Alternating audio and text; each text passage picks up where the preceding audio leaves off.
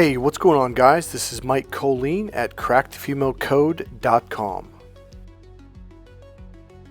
Alright, so what we're going to talk about today is one of the things that triggers/stimulate the female's mating system and turns her on. The funny thing is the male system is designed to hate this and thinks it's bad and wrong. But that's only because our system is the direct system. The female system is the indirect system. When you understand this system better, all of a sudden, attracting, seducing, and picking up on women becomes very easy. Alright, so in my last couple videos I talked about the caveman and how our lower reptilian brain, where our mating system is, was developed during the caveman era and the tribal system era. Essentially, if a female cave woman, a girl, wanted to survive, she had to chase after the caveman. She had to work really hard to please him and to keep him happy, so he would keep her around for protection and to provide food. So you would think in the modern era where women can go to college, get their doctorate degree, make billions of dollars, become Oprah Winfrey, become actresses making literally $10 million to up. I think Catherine Zeta-Jones at one point, I think she was making $12 million or $20 million per film. You would think now that women can become surgeons, doctors, military officers, and on and on and on, that they would be happy. But there are studies popular studies that have been done year after year, and American and Western women are the most miserable women on the planet, and here's why. Now, just so you know, I'm not actually attacking women or knocking them. That's not my point here. The purpose of this entire video series and my book and my course is to help you to understand women so you can get along with women, turn women on, and have an amazing relationship. So the female mating system was again designed a long time ago during the caveman era and the tribal system. Okay, this is thousands and thousands of years of hard wiring. And the thing is, it doesn't change. You're like, but Mike, but we live in the modern era. We have got roads and cars and trains and planes and banks and money and taxes. It doesn't matter. None of that matters to the mating system. You could be worth $100 million, $1 billion, and she will still leave you and divorce you, like Tiger Woods, like Donald Trump's wife. Like, I mean, God, I could literally list off a name of rich, powerful, good-looking, athletic, tough men that you would think, but those are the guys that women are supposed to want to be with, and yet they divorced them, and in Tiger Woods' case, and other people, $100 million. She took $100 million. She wasn't in love with him. She didn't marry him for him. She married him for the money and the fame, as most women do. But there's a reason why. And it's confusing because she's wired in the opposite way that men are. And our mating systems were wired a long time ago. So again, remember, she had to chase the caveman and had to massage him and please him and make him happy in order to keep him around so her and the children could survive. This is hardwired into her system.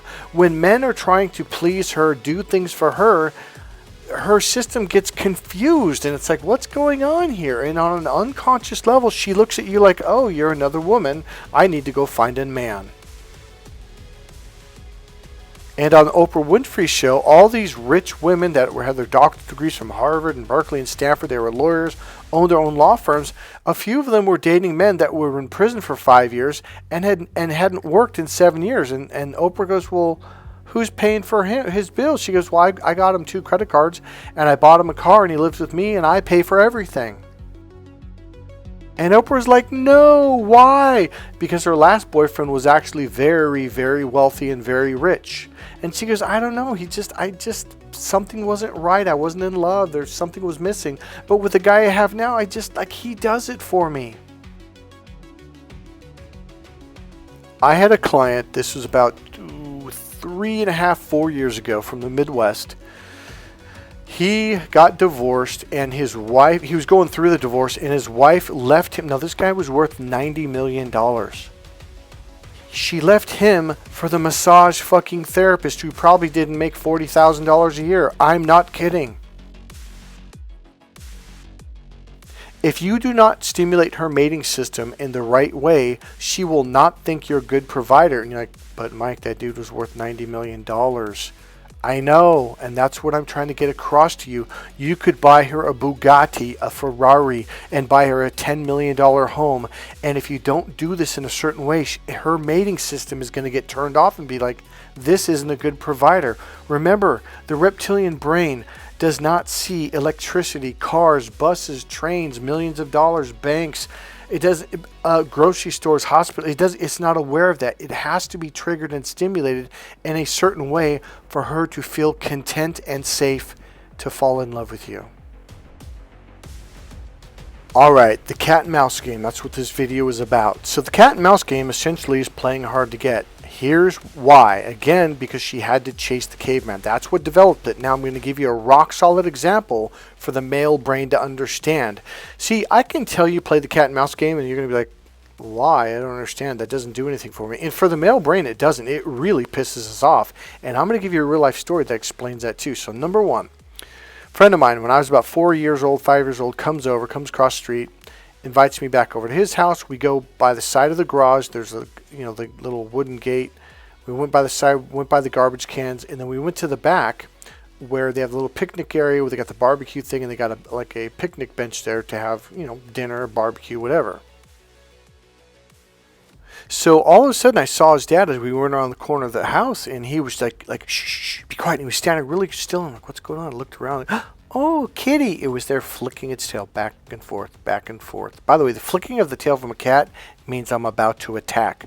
It's the opposite of a dog's wag. The dog, when it wags its tail, it means I'm friendly.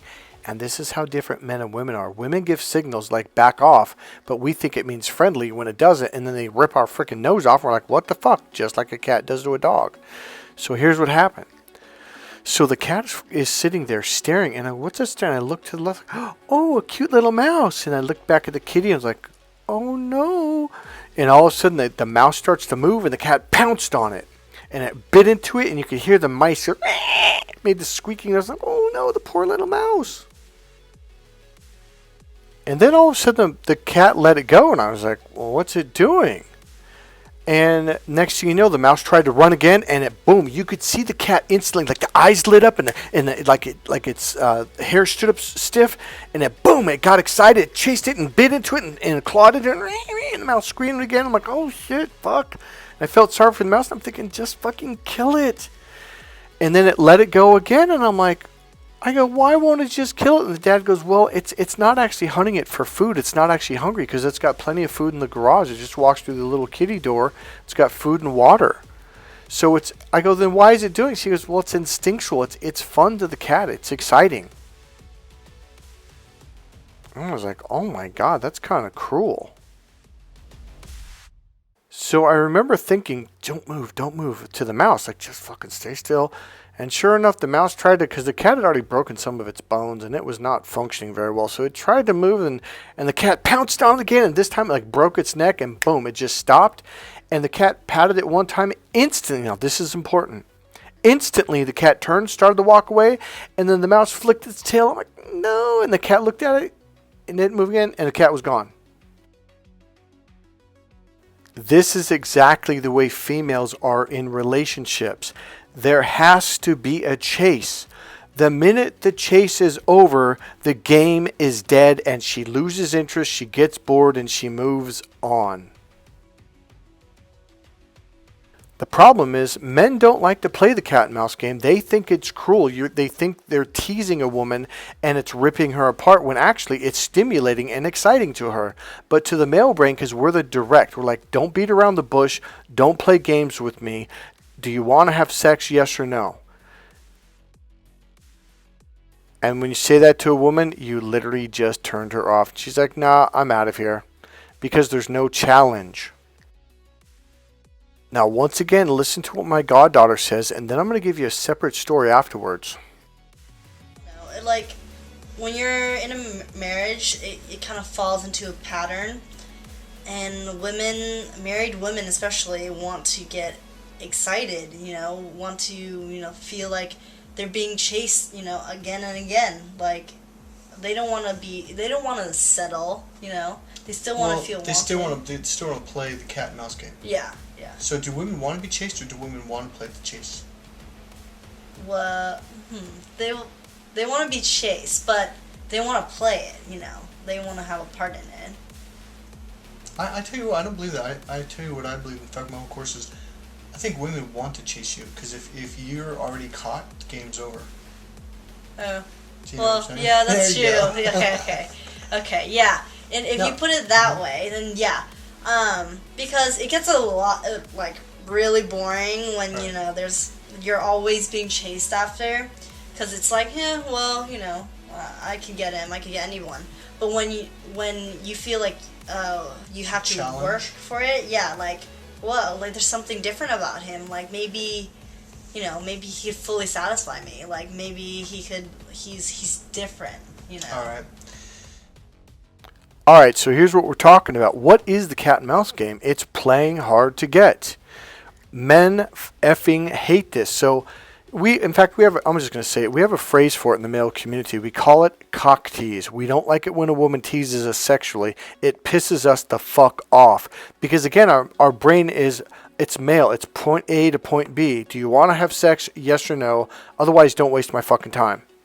Now, women, they're like, well, what the fuck's this guy's problem? Because her system is designed to be teased, to be designed to play hard to get. And you know why? Enter the caveman. Because women had to chase the caveman constantly to keep him happy, to be provided for, and to be protected, to take care of her and the children. This is so hardwired at the female system that the modern system where men are trying to please women, appease women, pay for dinner, do this, do that, when she doesn't have to work hard to make you happy, her system gets turned off and she's like, well, I need a challenge, I'm bored. But here's the cool thing. There's a really cool way to do all of this stuff. It's actually fun to do once you understand it. Now, here's the funny part about it. When men get married, they think, oh, the game's over. When women get married, they think, oh, the game's just begun. So all that courting, going out to dinner, and all that stuff, women think, oh, it's just begun, where men are thinking, no, we've completed that task, and now we're going to move on to making money, buying a house, and building a life. Are you starting to see how opposite men and women are in everything? And I mean everything. So one of the things I was invited, this was when I won like an award for being like the Bay Area is like one of the top 30 dating and relationship coaches. I was invited to this big event in San Francisco. Now, the lady that ran it was a very confident lady. She was a business woman, very confident, wealthy, successful woman. And she said before, it was an international thing. This was a long time ago, actually. This was when it was the first international event that was going to be done through the internet worldwide, okay, for at least for dating relationship stuff. And it was kind of a big moment.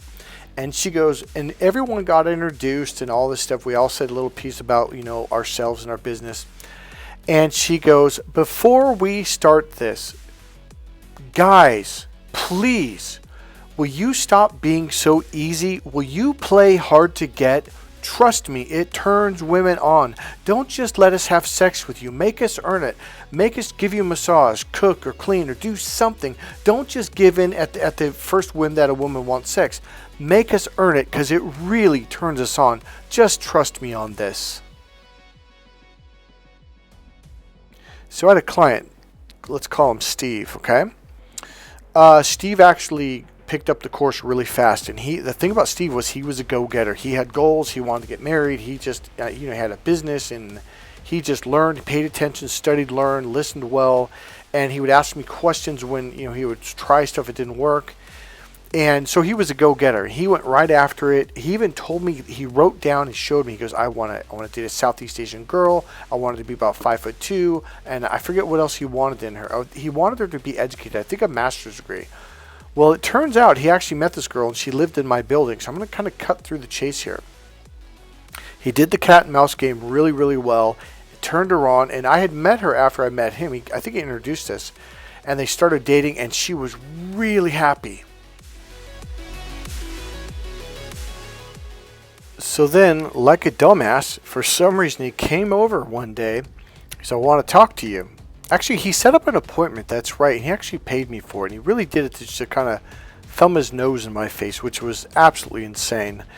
And he goes, you know that cat and mouse game, Mike? He goes, I just think that's cruel. I just think you're being mean and you're just, hurting them emotionally. He goes, I'm not going to do it. And that's basically all he said. And I go, no.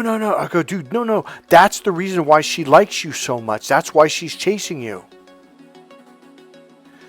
So he handed me the money and he just gets up and walks out. And I just kind of rolled my eyes and I'm like, well, he'll be calling soon enough.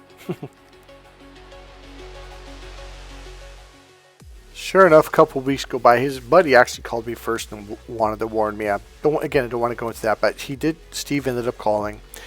And he made another appointment, and he came over, and he goes, dude, she broke up with me and fucking doesn't want to talk to me no more and says she's moving on, blah, blah, blah. He goes, I don't understand. What did I do wrong? And I just kind of rolled my eyes because I actually talked to her, and she, after they broke up, and she had told me, she goes, I don't understand. It was like, he was so fun to be with, and all of a sudden he just wasn't fun to be with. He just changed or something. So the reason why it's funny is because the thing that got her was the very thing that he stopped doing. And I told him, he goes, do you really think? I'm like, Steve, I am telling you beyond a shot, because her and I actually talked a little more in depth. I don't want to extend this video any longer than it already is. So what happened was he got a hold of her and he started doing the cat and mouse game thing, and all of a sudden, lo and behold, boom, they got back together, and to my knowledge, they've been together ever since. And she's happy. And as I used to say, happy wife, happy life. Not happy wife, oh, I feel sorry for you. Because, oh my God, it's going to be miserable. Sorry for being so goofy, but it's funny. But the good news is my course answers all of this stuff, and you will give her so much fun, so much cat and mouse stimulation, the indirect stimulation. There's a ton of things that you're going to be throwing at her that for the rest of her life she is going to be chasing and biting onto, and she's going to tell her girlfriends, oh my God, I love him, he's so fun to be with. Now I've got one more story, and this is going to blow you away. All right, so one of the things I'm trained in is how to teach things to people's brains so they can understand it. Because, you guys have heard of a lot of this stuff. You're like, man, I heard that, but I never understood what the hell that meant. So there's a couple different techniques that I'm using, and I will use them during the course too to condition this into your unconscious mind so you begin to understand it on a deeper level. That's very important. A lot of times clients will be like, oh, I understand. Like, no, you don't. Like, no, I really do. I'm like, no, you don't. And they'll be like, how the fuck do you know if I... And I'm like, trust me, just trust me. By this time tomorrow, you're going to answer that question yourself. And lo and behold, about 2 hours into the next day's session, they're like, oh my God. I go, now do you understand? If you thought that that's what it was, you would have literally missed 90% of the whole story and the truth, and you wouldn't have understood it, and it wouldn't have worked for you. So one of the things I'm doing here, guys, is I give a lot of stories, examples, and metaphors. If you can understand the example, the story, the metaphor, you can understand the teaching. So I was at Starbucks, and I was furiously writing. I was writing my book is what it was. So I'm assuming it was about 9 years ago. I don't know. Actually, let me think. It might have been a little bit more. Now, I don't remember exactly when I wrote the book. 10 plus years ago, I think it was. And this woman was really curious, and she's like, what are you so focused on? And so, I specialize in communication between men and women, romance, love, seduction, blah, blah, blah. She was really like, what do you mean? And so I brought up the cat and mouse game and started to talk about it. And she goes, oh yeah, men never do that. They're boring. And she goes, I forget how I said a couple things. I think I said, yeah, you never want to play the cat and mouse game with men because they will flip out. She goes, oh no, I learned that the hard way. I go, really? I go, what do you mean? And she goes, I learned by the time I was 32 years old. So she was about 38, I think, 38, 39. And she goes, I learned by the time I was 32 years old, never, ever play the cat and mouse game with men. I go, and I'm kind of like looking like, proud. I go, well, why is that? And she goes, they act like you killed their firstborn child and they just completely flip out. So guys, when women play hard to get and they tease you sexually, in their system that makes them more horny. It makes them more, it turns them on sexually. But for men, it shuts us down because we think you're trying to hurt us. And there's actually reason why, and I'm going to make that the next video. This is going to be really cool. Alright guys, remember, click subscribe, buy my book, Crack the Female Code to get started, and I'll see you in the next video.